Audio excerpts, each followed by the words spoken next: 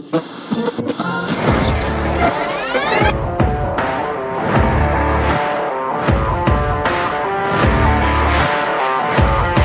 great, but being different for the sake of being different, I'm not a big fan of, right? If you just want to be different for the sake technology of it. Technology, I would hide behind it. And you start to hear some of their challenges, and yes. Because it speaks to the core of who you are and what drives you forward.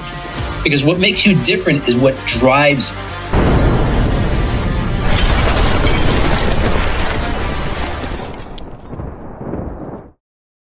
What's up, everybody, and welcome to the Master Connector Show. I'm your co-host, Rob Genovese, and I want to thank you all for joining us today. And if you're joining us for the first time, we want to make sure that you are bookmarking every Wednesday at 1 p.m. Eastern Time, because we are bringing amazing guests on the show every single week, week after week, booked well into 2025. And the guests that we have on, these are accomplished people. We're talking authors, speakers, successful business owners, people that have gotten success, sharing their stories, their skills, their experiences to help all of us level up our own skill sets so we can, succeed in our opportunities. We've got an amazing topic today. The topic is life lessons through unexpected connections. And, this one hits home because I'm the reluctant networker. Steve and I are both introverts, two former shy guys. We weren't networkers. We weren't talking to people. Steve was heavy into martial arts. He'd hit people. I was a graphic designer. I hid behind a computer so I didn't have to talk to people. But look, we have an amazing show. And this show, speaking of today's episode, we have a sponsor today, and our sponsor is Mr. Russ Hedge, Russ Hedge Consulting. Listen, you want to reach out to Russ. He has over 30 years of sales and marketing success in multiple industries. Russ Hedge can help you be successful in your business by helping you truly connect, transform your business, connect to new customers, russhedge.com. And look, speaking of upcoming episodes, we also want to make sure that you are able to see what's coming up, because maybe you want to plan your week. Go to masterconnector.show and you can see the list of all the guests we have coming on. Hey, maybe you even know some of them.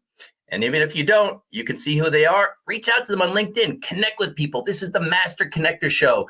We believe in creating connections and creating community. So listen, Steve and I go back 26 years. As I said, both introverts. And here we are hosting a weekly show, connecting with people on a daily basis, making things happen. We are two unlikely people to be connecting, but I want to bring him on because he is the master connector, Mr. Steve Spiro. What's up, Steve? What's up, Rob G? How you doing there? Good. Yeah, we are definitely unlikely to be doing this, but hey, it's a blessing to be able to do this with you and partner up with you, and so pumped to be able to bless our community. So, but speaking of which, what's going on, friends? Steve Spiro, the Master Connector, coming at you live and direct. And listen, oftentimes we overlook the powerful opportunities to connect with people from different generations or backgrounds, right? Missing out on insights that could change our lives. I love speaking on stage about this because our unexpected connections can teach us lessons we'd never discover on our own. People tend to gravitate towards who they look, sound, and think like themselves, right? But this can limit the growth and perspective needed to thrive. True connection requires us to step beyond our comfort zone and embrace the unfamiliar, creating bridges instead of barriers. I'm big on breaking barriers, right? Anyway, life moves fast, and in the hurried world we live in, it's easy to miss treasures hiding in the relationships right in front of us. Read a great book, Acres of Diamonds. Go get that book. It's incredible. It'll change. I'm not remembering. Conwell. I think it's Conwell. But anyway, whether it's a conversation with someone older, younger, or from a different walk of life, these moments have the potential to spark profound growth. The greatest lesson often comes from the most unexpected places, teaching us patience, empathy, and the beauty of diversity. When we slow and remain open to others, we uncover new perspectives and opportunities that can enrich both our personal and professional lives. Building these connections isn't just about networking. It's about nurturing relationships and connecting and, which shape us and create a lasting impact. And speaking of lasting impact, if you haven't, get in the comments. I know we have Susan on here, Susan Lynn Castelli. Tell us where you're tuning in from. Tell us who, we are the Master Connector Show, so we believe in collaboration and connection. Get in there, connect with each other. Make sure we don't know you're on here unless you're in the comments. It's not like LinkedIn audio where it shows everyone's on. It doesn't show us. So get in the comments, connect with each other. But if you're ready, for my man, my partner in crime, Rob G, to introduce us, type in the comments hashtag Let's Go. And Rob, I'll turn it to you, sir. Excited. All right, let's go indeed. Listen, our guest, Dave Moravec, is an accomplished business leader with over 40 years of experience in various industries, including educational technology and printing. A Chicago native transplanted in Cincinnati, Dave's consultative approach to fractional sales management and Chamber of Commerce growth has him in high demand as a respected speaker, storyteller, and entrepreneurial therapist.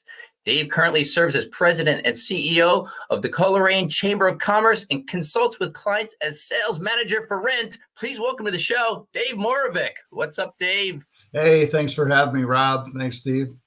Glad to have you.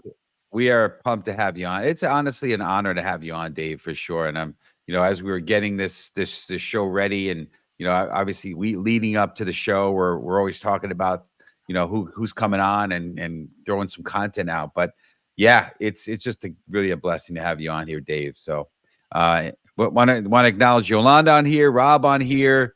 They're all welcoming you. You got some love coming from all these folks here. So appreciate everyone coming on here and being a part of the show with us here. So we're going to go right into it, Rob. Okay. Rob, I'm calling Rob. Dave, we're going to get right into it. All right. So we want to start with a question on unexpected. So type in community hashtag unexpected. And I was recently at a professional networking event called BCW. I put a post about it today, and I met some people that I hadn't seen in a while, and we're looking to collaborate, and it's pretty cool. So I want to hear your perspective. I'm calling you Rob. Jeez Louise. Dave, what was the most surprising connection you've made, and how did it impact you personally or professionally, if you would, sir? Yeah, there's been so many over the years, and I don't know that there's exactly one, but one that comes to mind is a guy named Harlan Geiser. I met Harlan through church. I was leading a small group, and he happened to be in the small group, and he sensed that there was something going on inside of me and approached me, actually, in the narthex with a donut in hand, and asked me if I was open to having a conversation. And as it turned out, it has turned into a mentoring relationship. I worked for and with Harlan for 15 years and still stay connected with him back in Illinois. But if I wasn't open to a conversation in a different environment, then I would have, just simply passed that off. But many people miss the opportunity because they're closed in that specific environment. They're at the grocery store. They're there to shop. They're not there to network. They're not there to meet somebody. They're at the gas pump. They're there to put gas in their car. And all of a sudden, somebody needs their windshield. They're not tall enough to reach the spot on their windshield. And all of a sudden you do a favor for them, and you never know where that connection is going to be. So true. It's funny because those who are on the show know that I had a mentor in my life, probably close to 20 years ago, and challenged me and said, you need to meet 3 strangers every day. And, from Cincinnati, from other parts of the country, people are friendly. In New York, not so much. Right. And so I talk to people randomly. So a quick story, just the first thing that comes to mind. So here I am. I'm for the very, very first time, see my nephew at a football game. And I'm going there and I'm, just want to see him play. I'm not really thinking about anything, but, listen, as a businessman, we always have, we're always open for business as an entrepreneur. So I'm on the field, and there's all moms, soccer moms, if you will, the football, but same idea. And there's another guy, a little younger than me, dressed in a suit, and I'm thinking, okay, well, maybe it's somebody I could talk to, right? And we struck a conversation, and it led to an incredible business collaboration. By the way, he saw me drive up with my Mercedes. He's like thinking, oh, I got a potential. He's a financial planner, a guy named Dave. And anyway, I'm thinking, hey, maybe somebody I could collaborate with. But it turned out to be one of the most incredible friendships I had ever have, and still to this day. And actually saw him yesterday, whatever day it was, Monday, whatever day. Yeah, Monday, at that networking event. So anyway, it's good stuff. You never know where things are going to go. I always say that with people, you never know, right? So I had an let's keep. opportunity. Yeah, I had an Yeah, opportunity in an elevator to not do an elevator pitch, but simply let the person out of the elevator first. And yeah. turned out we were going to the same place. She checked in at the place, and then I came in behind her and started telling my story. She sat down in the reception room and overheard what it was I did. And as I'm leaving, she approached me and she said, "Hey, by the way, we're looking for a new printer. Would you be willing to talk to me, offline?" And I gave her a business card, and we did business for many years. There you go. Absolutely. There's so many stories like that we could share about. So I want to should have shift gears a little bit here. We live in a world where there's a lot of diversity. There's a lot of talk about age discrimination, and there's this sort of gaps that people have kind of imposed. So I want to talk about community. Type in hashtag generational. Okay, and so here's what the question is for you, Dave. How can we bridge generational gaps to create meaningful relationships that can benefit both sides? Well, I think there's a couple things. First off, you have to look for them. If you're in a room with people that are like you, if I'm looking at middle-aged white guys and I'm in a room full of people, you can turn to your left, turn to your right, and find somebody of the opposite sex.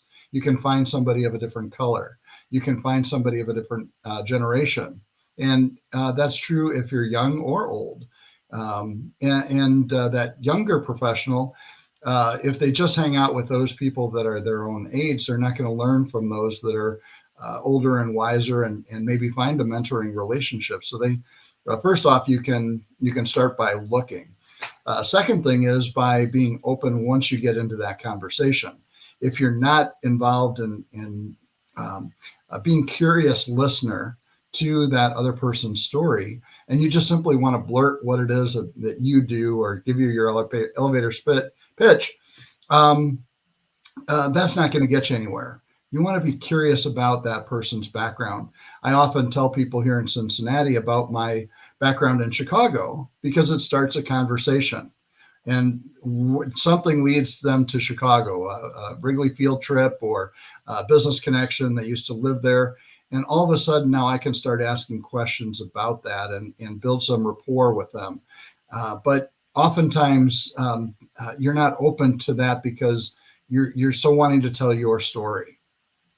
Yeah, that's very true. Hey, Rob. This is a very interesting topic to me when we talk about generational. And in college, I had studied as not as a minor, but it really is a liberal arts program. Before I got into design, went to design school. I loved social psychology. It intrigued me why people did the things they did, human behavior. And one of the things as I started getting older was, I was in corporate America for 25 plus years in the creative industry, very fickle, very ageist. The assumption is, oh, you're getting older, therefore you have no new ideas. And the thing is, they're right most of the time, because the problem I found out and wanted to avoid myself was age is a mindset. It's not a number.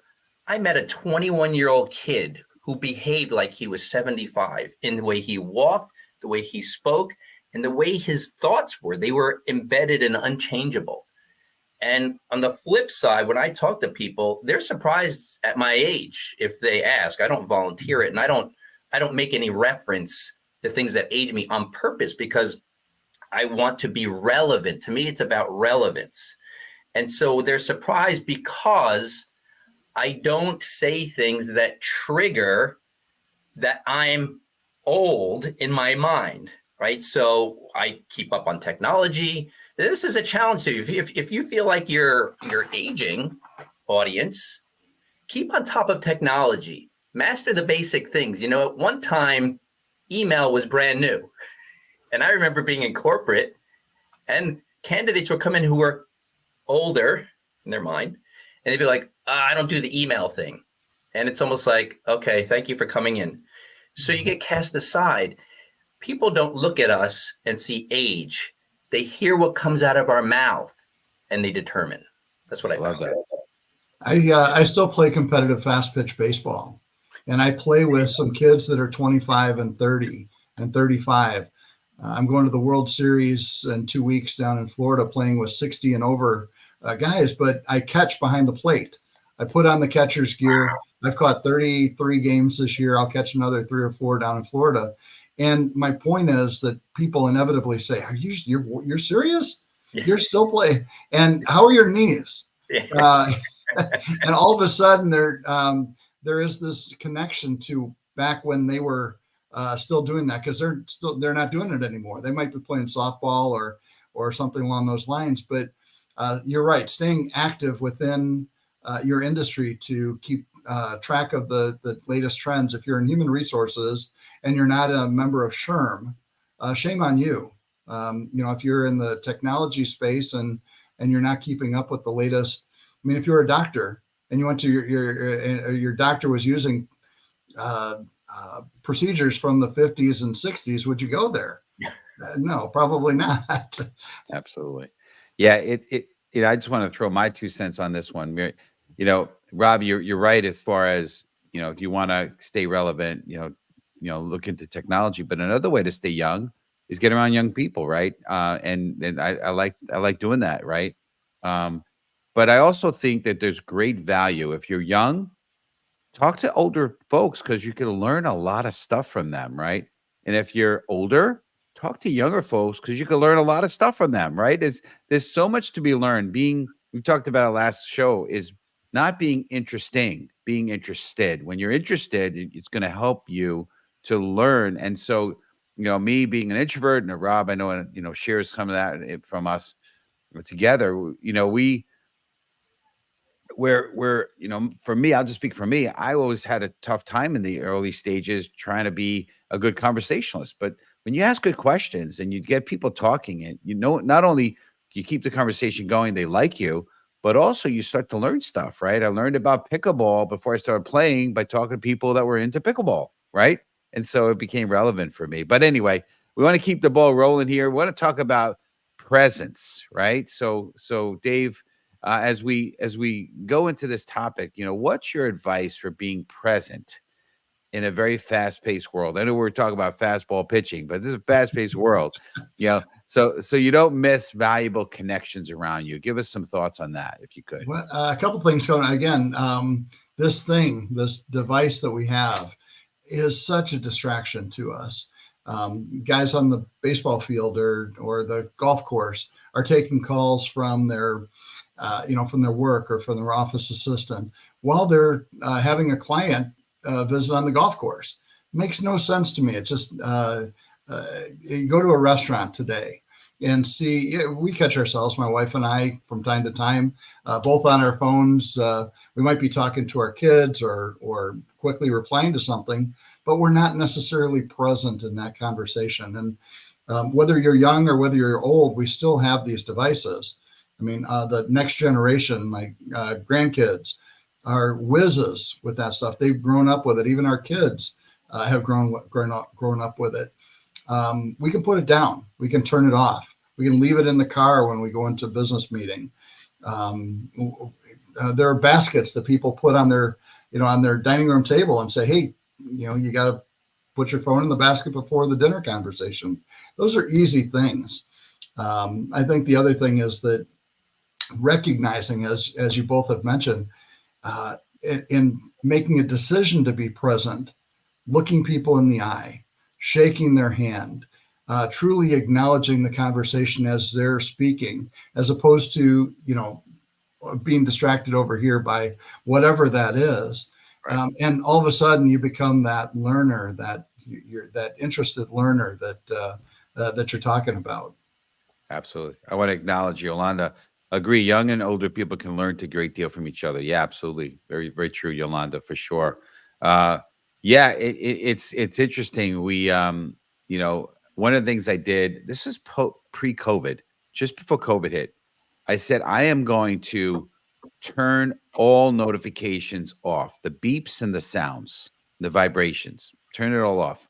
Because I found myself when I was having coffee with somebody, and I knew as the master connector, I'm supposed to be engaged. I'm supposed to be present. I'm supposed to be looking at you, great eye contact. And I found myself, and even it was so bad, like, I would feel the buzz in my hip pocket or, maybe on the table. And I'm like, I need to go to the bathroom just because I wanted to see what the message was. It was terrible. I'm like, I'm turning these notifications off, and it's given me such peace. And it actually has allowed me to be a lot more present, for sure. One of the things there, Steve, it's like you're saying, you got to turn it off. And Dave, they're absolutely distraction. And I maybe people need to learn that it's a skill to ignore that and to be with the person that you're in the presence of. And one of the things I did notice is if you are not present, if you are thinking about something else, if you're hearing the buzz and wondering who it is and the person's talking, you're probably missing something key that they're saying that gives you the entryway into a deeper connection that could lead to business. The best connections are the ones where you can listen, hear the opportunity, because not the opportunity doesn't always knock on the door and shove itself in your face, right? You got to listen to people and hear what they're saying or not saying, so you can answer appropriately or respond appropriately, or maybe ask a deeper question that can lead to the opportunity. Think if you were dating somebody or going out on a first date and they're distracted, you're distracted by the score of the Cubs game or the Yankees Dodgers game, and you're just checking that video. How important do they feel at the other end of that conversation? And if it's happening today with that conversation, it's likely happening with the next one and the next one, because we often continue that habit until we break it. And so, Steve, just putting that on silent or non-vibrating, probably a good habit to get into. It was great, and my wife doesn't like it. She's like, I tried calling you. Like, some of you younger folks who are watching the show may not remember, but there was a time where if you needed to get somebody, you had to wait 5 hours till they came back from work. Like, it wasn't accessible. It's crazy. But that's the world we are in today. But anyway, well, you're speaking about kind of one aspect of mistake, which is obviously not being present. So I want to dig into this a little bit. So let's talk to hashtag mistakes. So why do people often seek relationships with those similar to them, and how does that limit their growth? Well, again, think about a networking event that you're going to, and you're having that like-minded visual, that pretty woman who's in the corner that's similar in age to you, or the person who's prettiest in the room, the best looking guy. You just gravitate to those individuals. If you're thinking about it in a I guess a larger sense, a major shift. If you're looking for the conversation with somebody else, go stand next to somebody who's not that popular person in the room, either visually or they know that they're the CEO, or they've got the group of people around them. Go up to that person who isn't necessarily talking to somebody else, and just ask them why they're there. What is it that they're looking for from the event? What's their business, and take an interest in them. It's not rocket science. It's really pretty simple. And oftentimes I catch myself, and I do this. This is tip. You want to put a major tip. Don't go to a group at all. Just stand there by yourself and wait for somebody to come to you. And I've done that in a number of instances where it'd be natural for me to go over to talk to this guy or this group or insert myself. And I'll just purposely stand there with my drink or my appetizers and wait for somebody to come up to me. And then I'll turn it back on them and ask them the questions. What was it, that brought you to this event? Or what is it that you're looking to gain from this event? You're on mute, Steve. I give you a lot of credit for that, because my self-esteem does not yet allow me to sort of stand by myself, assuming people are going to come over to me. I need to grow to be as good as you, Dave, for sure, because I don't have that yet, but I love that. But you know what? I've learned that you got to start to just enjoy the journey and just, whatever happens, and kind of roll with it. So I want to, as we get to the end of the show here, I want to just touch on one last piece on journey. So community, type in hashtag journey. What role do unexpected connections play in shaping life's journey, and why is it important to embrace them? Well, I wrote a book and I have been promoting it for the last 6 months. The book is called Echoes Across the Tracks. The subtitle is exactly the title of the show here today, but Life Lessons through Unexpected Connections. And the main character intentionally meets people that he wouldn't have otherwise met on this journey on the train. So many times we're on a plane and we've got earbuds in and looking at our phone or our Kindle or whatever it is, and the person next to us maybe has their earbuds in, and 2 hours passes and you'll never make that connection. But in my book, the main character is heading to the airport and the cab driver suggests that he take the train instead.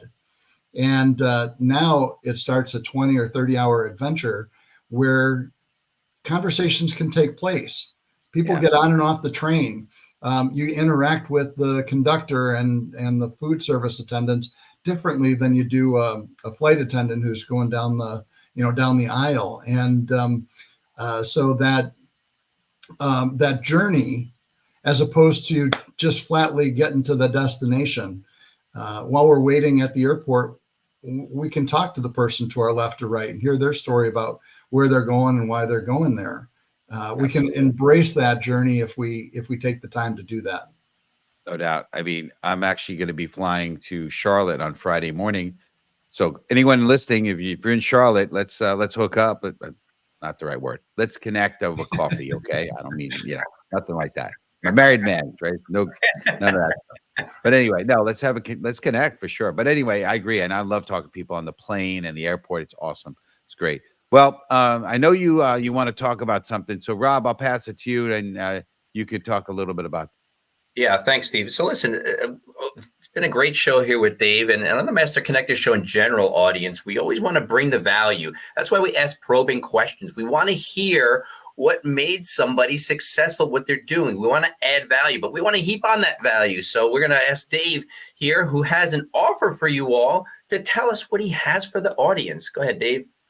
Sure. The first 3 new connections. I like the meet 3 new people a day idea that Steve mentioned.